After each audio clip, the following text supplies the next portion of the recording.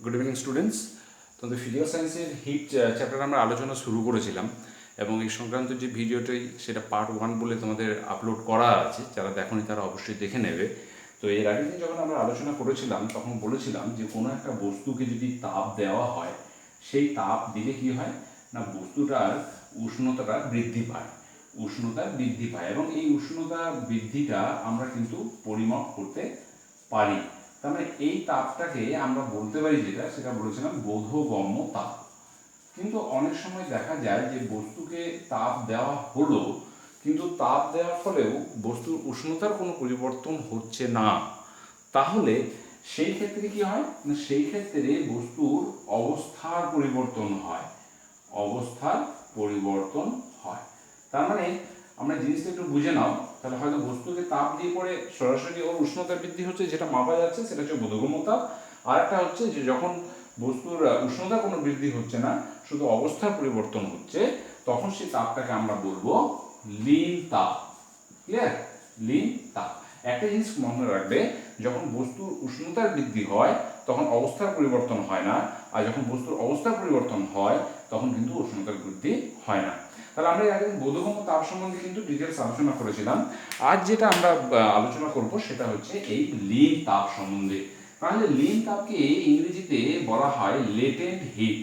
জিনিসটা বুঝে নাও, latent hit. Latent কথা থেকে অর্থ হচ্ছে ইংরেজি শব্দ, আরেকটি প্রতিশব্দ দ্বারা হিডেন। হিডেন মানে হচ্ছে লুকানো বা লুকায়িত, লুকানো বা লুকায়িত।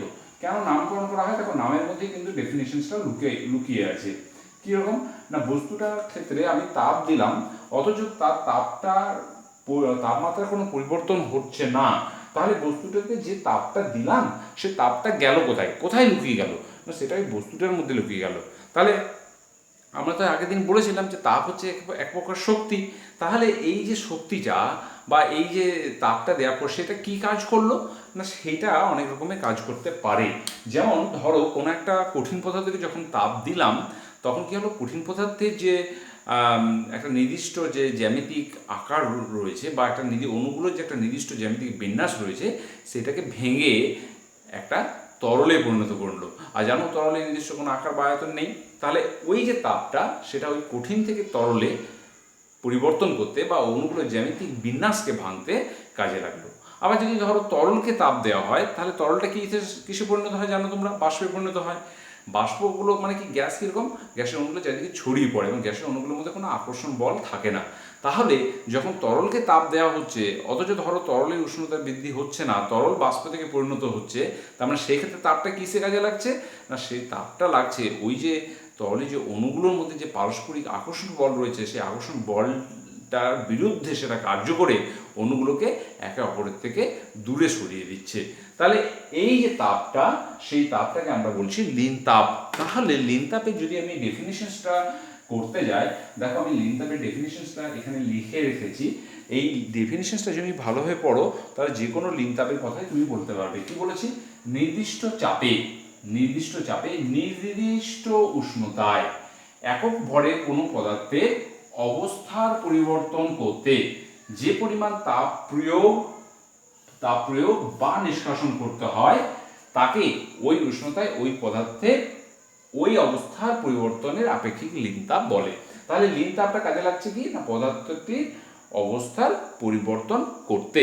তাহলে যদি ধরো মনে করো এম ভরের কোনো একটা বস্তুকে, এম ভরের একটা বস্তুকে যদি অবস্থার পরিবর্তন করতে, এই অবস্থার পরিবর্তন করতে যদি ধরো এইচ পরিমাণ তাপ দিতে হয়, বুঝে নাও, এইচ পরিমাণ তাপ দিতে হয়, তাহলে আমরা বলতে পারি H equal to M L. এই এলটা কি না, এই এল হচ্ছে আপেক্ষিক লীন তাপ। এই যেখানে এল ইকুয়াল টু হচ্ছে আপেক্ষিক লীন তাপ। ঠিক আছে, বোঝা গেল আশা করি। তাহলে দেখো এই ডেফিনিশন থেকে আমরা কি বলতে পারি, দেখো এল ইকুয়াল টু স্মল এল আপেক্ষিক লীন তাপ ইকুয়াল টু আমরা বলতে পারি এইচ বাই এম। যদি মনে করো এম এর ভ্যালুটা আমরা 1 বসিয়ে দিই, এম এর ভ্যালুটা যদি 1 বসিয়ে দিই, তাহলে কি হয়ে যাবে ইকুয়েশনটাতে? L equal to H by 1, that is H. তার মানে আমি কি বললাম, একক ভরের বস্তু, এম মানে ওয়ান, এম মিনস ওয়ান মানে একক ভরের বস্তুকে যদি অবস্থা পরিবর্তন করতে যে পরিমাণ তাপ দিতে হচ্ছে, L equal to H, L equal to H কখন, যদি এম ইকুয়াল টু ওয়ান হয়, তাহলে একক ভরের বস্তুকে অবস্থা পরিবর্তন করতে যে পরিমাণ তাপ দিতে হচ্ছে সেটাই হচ্ছে ওর লিন তাপ। আশা করি বোঝা গেল। আচ্ছা, এখান থেকে আমরা লিন তাপের ডেফিনেশনসটা আমরা এখান থেকে বললাম। এবার এখান থেকে আমি যদি লিন তাপের এককটা বলি, তাহলে দেখো আবার আমি লিখি এটি যে L equal to H equal to হচ্ছে এম এল, তাহলে এল ইকুয়াল টু হয়ে গেল এইচ বাই এম। এইচটা কি না, এইচটা হচ্ছে তাপ, তাপের একক কি তোমরা জানো, সিজিএস পদ্ধতিতে কি হয় তাপের একক, ক্যালোরি। আর এম এম এম মানে কি ছিল, বস্তুর ভর, সিজিএস পদ্ধতিতে বস্তুর ভরের একক কি হয়, গ্রাম। তাহলে আপেক্ষিক লিন তাপের একক কি হবে, ক্যালোরি পার গ্রাম। এটা হচ্ছে সিজিএস, এটা হচ্ছে সিজিএস পদ্ধতি। যদি আমি এটাকে এসআই পদ্ধতিতে নিতাম তাহলে কি হতো, এসআই পদ্ধতিতে তাপের একক তোমরা জানো কি হয়, তাপের একক সেটাকে আমরা বলি জুল। আর ভরের একক এসআই পদ্ধতি কি হয়, কেজি। এটা এসআই পদ্ধতি। তাহলে এসআই পদ্ধতিতে আপেক্ষিক লিন তাপের একক হচ্ছে জুল পার কেজি। আলাদা করে তোমরা অনেক সময় মুখস্থ করতে যাও, মুখস্থ করার দরকার নেই। এই কোশ্চেন থেকে আমি কিন্তু এর ডেফিনিশনসও বললাম, এই ইকুয়েশন থেকে আমি কিন্তু সিজিএস এবং এসআই পদ্ধতিতে তাপের এককটাও বললাম। ক্লিয়ার? আচ্ছা, এবার আমরা চলে আসি এই যে লিন তাপ, এই লিন তাপ কত রকমের হয় একটু জিনিসগুলো বুঝে নাও। একটাকে বলে আমাদের বলা হয় গলনের আপেক্ষিক লিন তাপ, জিনিসটা বুঝে নাও, গলনের আপেক্ষিক লিন তাপ। ঠিক আছে, আপেক্ষিক লিন তাপ। এইটাকে আমরা বলতে পারি কঠিনীভবনের লিন তাপ, কঠিনীভবনের লিন তাপ, কঠিনীভবনের লিন তাপ, কঠিনীভবনের আপেক্ষিক লিন তাপ। এটাকে আমরা বলতে পারি কি বাষ্পীভবনের আপেক্ষিক লিন তাপ, বাষ্পীভবনের আপেক্ষিক লিন তাপ। আর 4 নম্বর আমরা বলতে পারি ঘনীভবনের আপেক্ষিক লিন তাপ। তাহলে এই 3 রকম লিন তাপ আমরা বলতে পারি। তোমরা জানো, যেটা একটু বুঝে নাও এটা, যে আমরা জানি পদার্থের 3টে অবস্থা হয়। কি কি অবস্থা হয়, একটা হয় কঠিন, একটা তরল আর একটা গ্যাস। ক্লিয়ার? জিনিসটা বুঝে নাও, কত সহজে আমি ডেফিনেশনগুলো মনে রাখবো। দেখো, কঠিন, তরল, গ্যাস, আমি একটা ডেফিনেশনটা ঠিকঠাক মনে রাখলেই হবে। তাহলে গলনের আপেক্ষিক লিন তাপ কাকে বলে, এই ডেফিনেশনটাই লিখবো, কিন্তু কিভাবে লিখছি একটু দেখো। নির্দিষ্ট চাপে নির্দিষ্ট উষ্ণতা, নির্দিষ্ট উষ্ণতা মানে গলছে মানে কঠিন থেকে তরলে হচ্ছে, তো কঠিন থেকে তরলের উষ্ণতা সেটা গলনাঙ্ক উষ্ণতা। তাহলে কি লিখবো, নির্দিষ্ট চাপে গলনাঙ্ক উষ্ণতায় একক ভরের কোনো পদার্থের অবস্থার পরিবর্তন করতে। তাহলে গলনের ক্ষেত্রে কি হয়, গলনের ক্ষেত্রে কঠিন থেকে তরল হয়। তাহলে এখানে কি লিখবো, অবস্থা পরিবর্তন করতে না, কথাটা না লিখে কি লিখবো, কঠিন থেকে তরলে পরিণত করতে যে পরিমাণ তাপ প্রয়োগ। আচ্ছা, এখানে দুটো শব্দ দিচ্ছেন, তাপ প্রয়োগ না নিষ্কাশন। আমরা কি লিখবো, কঠিন থেকে যদি তরলে পরিণত করতে হয় তাহলে কি করতে হয়, তাপ প্রয়োগ করতে হয়। তাহলে লিখবো যে পরিমাণ তাপ প্রয়োগ, এই কথাটা লিখবো না, করতে হয় তাকে ওই উষ্ণতায় ওই পদার্থের ওই অবস্থার পরিবর্তনের আপেক্ষিক লিখতে হবে। তাকে ওই পদার্থের ওই অবস্থা মানে গলনের অবস্থা, গলনের লিন তাপ, গলনের আপেক্ষিক লিন তাপ বলে। আরেকবার বলি, দেখো ডেফিনেশন আরো ভালো বুঝে নাও, একটা ডেফিনেশন বুঝে গেলে বাকিগুলো তুমি ইজিলি বুঝে যাবে। গলনের আপেক্ষিক লিন তাপ, আমি এই লিন তাপের ডেফিনেশন আমরা জানি। তাহলে কি লিখছি দেখো, নির্দিষ্ট চাপে নির্দিষ্ট উষ্ণতায় না লিখে এখানে আমি কি লিখবো গলনাঙ্ক উষ্ণতায় একক ভরে কোনো পদার্থের অবস্থা পরিবর্তন করতে। অবস্থা মানে গলছে, মানে কঠিন থেকে তরলে। তাহলে কঠিন থেকে তরলে পরিণত করতে যে পরিমাণ কি করতে হবে, তাপ দিতে হবে না নিতে হবে, দিতে হবে। তাহলে তাপ প্রয়োগ করতে হয় তাকে ওই উষ্ণতায় ওই পদার্থের অবস্থার পরিবর্তন মানে গলনের, এখানে বলছে তা গলনের আপেক্ষিক লিন তাপ বলে। তাহলে আমাকে যদি কঠিনীভবন বলতে হয়, তাহলে কঠিনীভবন মানে কি হচ্ছে, এইটা হচ্ছে যে কঠিন থেকে তরলে হচ্ছে। আর কঠিনীভবন মানে কি হয়, তরল থেকে কঠিন হয়। এটা জানো তোমরা, তরল থেকে কঠিন হয়। তাহলে ডেফিনেশন কি দিচ্ছি দেখো, তাহলে এই নির্দিষ্ট চাপে নির্দিষ্ট উষ্ণতায়, নির্দিষ্ট উষ্ণতা মানে এখানে কোন উষ্ণতার কথা লিখবো, হিমাঙ্কীয় উষ্ণতায় একক ভরে কোনো পদার্থের অবস্থা পরিবর্তন করতে মানে তরল থেকে কঠিনে পরিণত করতে। তাহলে তরল থেকে কঠিনে পরিণত করলে তাপ দিতে হবে না নিষ্কাশন করতে হবে, নিষ্কাশন। তাহলে যে পরিমাণ তাপ নিষ্কাশন করতে হয় তাকে ওই উষ্ণতায় ওই পদার্থের কঠিনীভবনের আপেক্ষিক লিন তাপ বলে।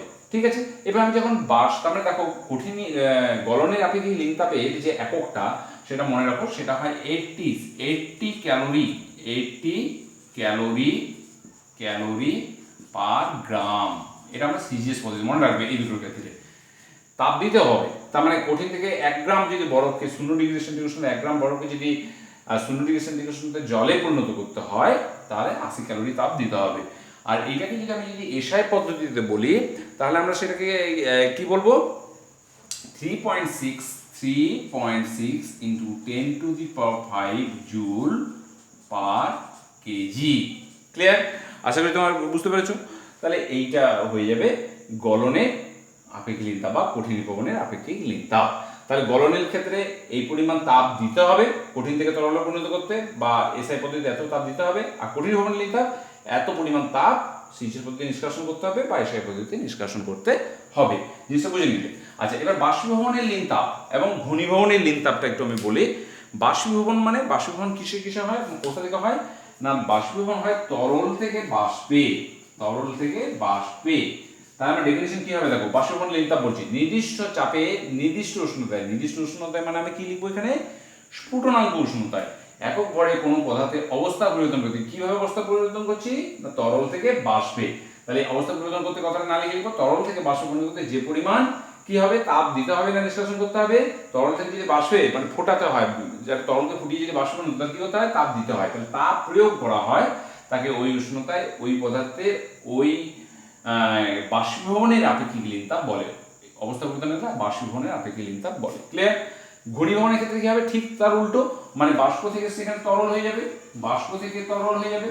তাহলে এই ডেফিনিশনটাই থাকবে। এই ডেফিনিশনটা একটু পার্থক্য কি হবে দেখো, নির্দিষ্ট চাপে নির্দিষ্ট উষ্ণতায়, নির্দিষ্ট উষ্ণতায় না লিখে এখানে লিখবো ঘনীভবন হচ্ছে মানে ঘনীভবন উষ্ণতায় একক ভরের কোনো পদার্থের অবস্থা পরিবর্তন করতে। অবস্থাটা কিরকম পরিবর্তন করছি, অবস্থা পরিবর্তন কথাটা না লিখে লিখবো বাষ্প থেকে তরলে পরিণত করতে।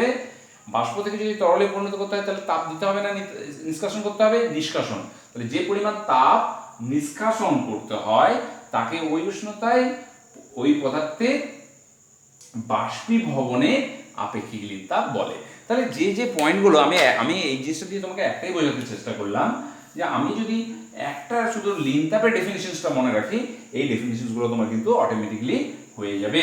তাহলে এইখানে বাষ্পীভবনের আপেক্ষিক লিন তাপের মান কত হয় না, এটা হয় 537 ক্যালোরি পার গ্রাম। অনেক সময় তোমাদের কোশ্চেন্স আছে যে একটা স্টিমের 100 ডিগ্রি সেলসিয়াস স্টিমের লিন তাপ আপেক্ষিক লিন তাপ 537 ক্যালোরি পার গ্রাম বলতে কি বোঝো, এই সময় অনেক সময় কোশ্চেন আসে। তাহলে কি লিখবো, যদি আমাদের বাষ্পীভবন লিন তাপ বলে তাহলে লিখবো 100 ডিগ্রি সেন্টিগ্রেড উষ্ণতার জলকে যদি 100 ডিগ্রি সেন্টিগ্রেড উষ্ণতার স্টিমে পরিণত করতে প্রতি গ্রামে বা 1 গ্রামে যা লিখবে প্রতি গ্রামে 537 ক্যালোরি তাপ প্রয়োগ করতে হবে, ক্যালোরি তাপ প্রয়োগ করতে হবে। ক্লিয়ার? এরকম ধরনের একটা 1 মার্কসের কোশ্চেন কিন্তু তোমাদের প্রায় আসে। হয় গলনের আপেক্ষিক লিন তাপ 80 ক্যালোরি পার গ্রাম বলতে কি বুঝো, বা 3.6 × 10⁵ জুল পার কেজি বলতে কি বুঝো, বা 537 স্টিমের ক্ষেত্রে তোমার আপেক্ষিক লিন তাপ 537 ক্যালোরি পার গ্রাম বলতে কি বোঝো, এরকম ধরনের একটা কোশ্চেন কিন্তু তোমাদের প্রায় আসে। বা এইটাই যদি আমি সিজিএস পদ্ধতিতে না বলে যদি আমি এটাকে এসআই পদ্ধতিতে বলতাম তাহলে এটা আসতো 2.26 × 10⁶ জুল পার কেজি। এইটাকেই বাষ্পীভবনের আপেক্ষিক লিন তাপ সিজিএস পদ্ধতিতে, এটা এসআই পদ্ধতিতে। এটাই আবার ঘনীভবনের লিন তাপ, ঘনীভবনের ক্ষেত্রে শুধু তাপটা নিষ্কাশন করতে হয়, এটা সিজিএস পদ্ধতিতে, এটা এসআই পদ্ধতিতে। তাহলে আমি একটা ডেফিনেশন থেকে দেখো আমার পুরো ডেফিনেশনসগুলো আমি বলে দিলাম। তাহলে এখান থেকে এই ধরনের কোশ্চেন্সগুলো আসে। এইখানে আরেকটা যে দেখো ইম্পর্টেন্ট যেটা কোশ্চেন আছে আমি তোমাদের সেটাও একটু আলোচনা করে নিই। সেটা অনেক সময় তোমার এই জিনিসটা একটু বুঝে নাও। আমাদের এখানে একটা কার্ভ অনেক সময় তোমাদের আসে, যে কার্ভটাকে আমরা বলি উত্তপ্তকরণ লেখ। জিনিসটা বুঝে নাও, উত্তপ্তকরণ লেখ কীরকম, যদি আমি এই এক্স অ্যাক্সিস বরাবর যদি সময়কে আর ওয়াই অ্যাক্সিস বরাবর আমি মনে করো তাপমাত্রাকে প্লট করলাম, ঠিক আছে, এটা আমি কিসে করছি, উত্তপ্তকরণ লেখ। ভালোভাবে বুঝে নাও, খুব ইজি হয়ে যাবে। তাহলে যখন কোনো একটা কঠিন পদার্থ রয়েছে, এই একটা মনে করো রুম টেম্পারেচার রয়েছে, মনে করো এখনই যদি তুমি টেম্পারেচার দেখো মনে করো ধরো 28°C রয়েছে, তাহলে আমার যখন জিরো সময় ছিল, যখন তাপ দিচ্ছি না, নর্মাল অবস্থায় রয়েছে, তখন ওটা এমনি জায়গাতে থাকবে, মানে এই জায়গাটা থেকে স্টার্টিং, ঠিক আছে, বোঝা গেল। এইবারে মনে করো যখন এটা আমি তাপ দেব, তাপ দিলে কি হবে, তাপ দিলে এর তাপমাত্রাটা বাড়বে, তাহলে সময়ের সাথে সাথে যত আমি তাপ দেবো তাপমাত্রাটা বাড়বে, তাহলে তার গ্রাফটা এরকম হবে, বোঝা গেল। আচ্ছা, বাড়তে বাড়তে কি হবে, একটা সময় এর গলনাঙ্কে পৌঁছে যাবে, যখন ও গলনাঙ্ক তাপমাত্রায় পৌঁছবে, এটা হচ্ছে পদার্থের উপর ডিপেন্ড করছে। যেমন ধরো বরফের ক্ষেত্রে গলনাঙ্ক যা, একটা লোহার ক্ষেত্রে গলনাঙ্ক তা নয়। বরফ যেমন 0°C উষ্ণতায় বরফকে যদি তাপ দাও তাহলে ও গলতে শুরু করবে, কিন্তু লোহা বা অন্যান্যগুলোর ক্ষেত্রে আলাদা হয়।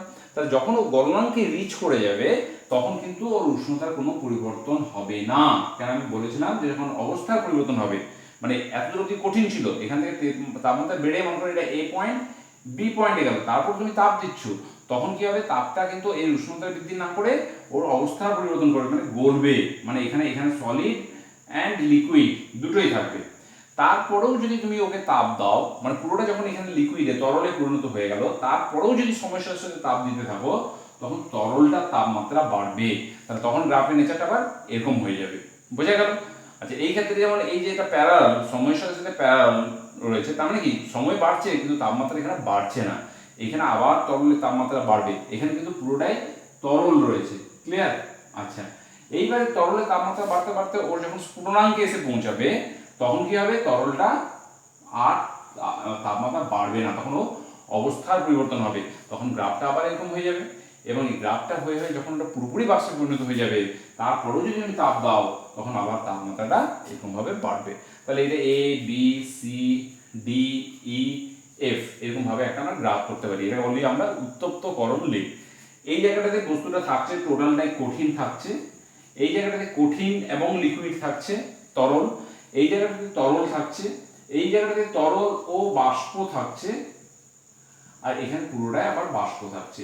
তাহলে এইরকম স্টেট, যদি এই স্টেটটাকে উল্টো করি, মানে আমি ধরো বাষ্প থেকে হয়তো কোনো একটা বাষ্প অবস্থায় রয়েছে, সেইটাকে আমি যদি ধরো এবার টেম্পারেচারটা যদি আমি কমাতে থাকি, তাহলে তখন সেক্ষেত্রে কীরকম হবে, তাহলে তখন এই কাপটাকে আমরা বলবো শীতলীকরণ লেখ, জিনিসটা বুঝে নাও, তখন আমরা এটাকে বলবো শীতলীকরণ লেখ, শীতলীকরণ লেখ। তাহলে তখন গ্রাফটা কি হবে, তার নিচে মনে করো একটা বাষ্প অবস্থায় যখন রয়েছে তখন ওর একটা নির্দিষ্ট টেম্পারেচার মনে করো রয়েছে, তারপর আমি সময়ের সাথে সাথে টেম্পারেচারটা কমালাম, তাহলে সেটা কমলো, এই সময়ের সাথে সাথে দেখো টেম্পারেচার আস্তে আস্তে কমছে, এটা হচ্ছে ইনিশিয়াল টেম্পারেচার ছিল।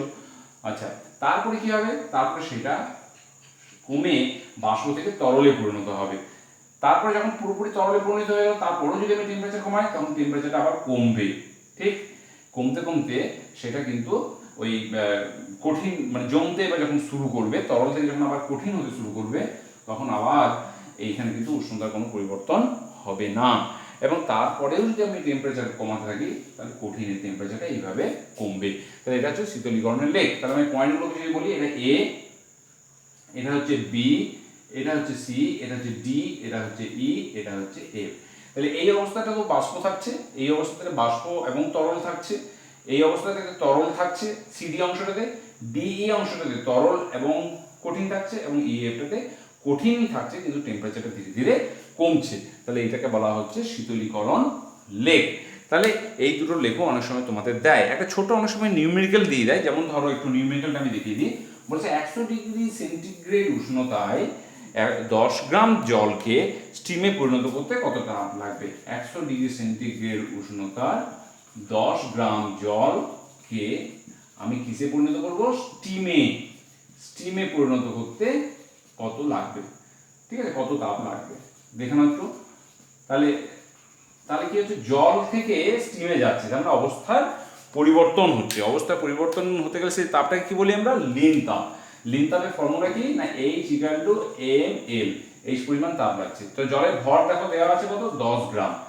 এই ক্ষেত্রে তাহলে জল থেকে স্টিমে পরিণত হচ্ছে, মানে এখানে বাষ্পীভবন হচ্ছে, বাষ্পীভবনের আপেক্ষিক লিন তাপের মান একটু আগে আমি তোমাকে বললাম 537 ক্যালোরি পার গ্রাম হয়, মানে প্রতি ক্যালোরি প্রতি গ্রাম হয়, মানে প্রতি গ্রাম জলকে হ্যাঁ 100 ডিগ্রি সেন্টিগ্রেড উষ্ণতা প্রতি গ্রাম জলকে 100 ডিগ্রি সেন্টিগ্রেড স্টিমে পরিণত করতে 537 ক্যালোরি তাপ লাগবে। তাহলে এখানে এল এর ভ্যালুটা আমি 537 বসিয়ে দিলাম, তার মানে 5370 কি এটা ইউনিটগুলো অবশ্যই দেবে এত ক্যালোরি। আশা করি ব্যাপারটা বোঝা গেল।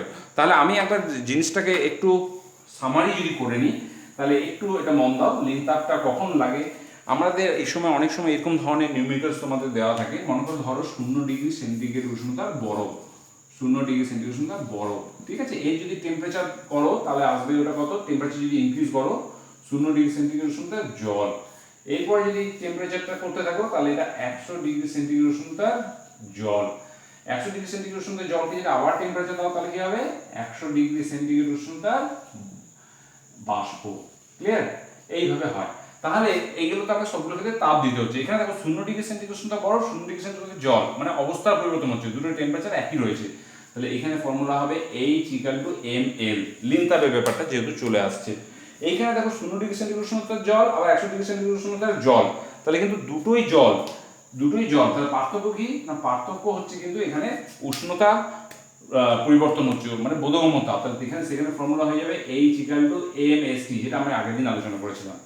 100 ডিগ্রি সেন্টিগ্রেড উষ্ণতার জল, 100 ডিগ্রি সেন্টিগ্রেড উষ্ণতার বাষ্প, তাহলে দুটোই কিন্তু টেম্পারেচারটা একই, শুধু পার্থক্য হচ্ছে কি জল এটা বাষ্প, মানে অবস্থার পরিবর্তন হচ্ছে। তাহলে এখানেও ফর্মুলা হয়ে যাবে H = ml। এই সমস্তগুলো ক্ষেত্রে কি হচ্ছে, তাপ দিতে হচ্ছে, উল্টো প্রসেস হলে তাপটা নিষ্কাশন করতে হবে। তাহলে এইখানে হচ্ছে, আবার বলি, এখানে অবস্থার পরিবর্তন হচ্ছে, এখানে উষ্ণতার পরিবর্তন হচ্ছে, আবার এখানে অবস্থার পরিবর্তন হচ্ছে। অবস্থা পরিবর্তন হলে ফর্মুলা হচ্ছে H = ml, আর উষ্ণতা পরিবর্তন হলে H = mst। আশা করি তোমাদের ব্যাপারগুলো একটু ক্লিয়ার হয়েছে। তার সত্ত্বেও যদি তোমাদের কারো কোনো কোশ্চেন্স থাকে কমেন্ট বক্সে তোমরা ওটা লিখে জানাবে, এবং পরবর্তী ভিডিওগুলো পেতে চাইলে অবশ্যই তোমরা চ্যানেলটি সাবস্ক্রাইব করে নেবে, অটোমেটিকলি তোমাদের কাছে ভিডিওগুলি পৌঁছে যাবে। ভালো থেকো, গুড নাইট।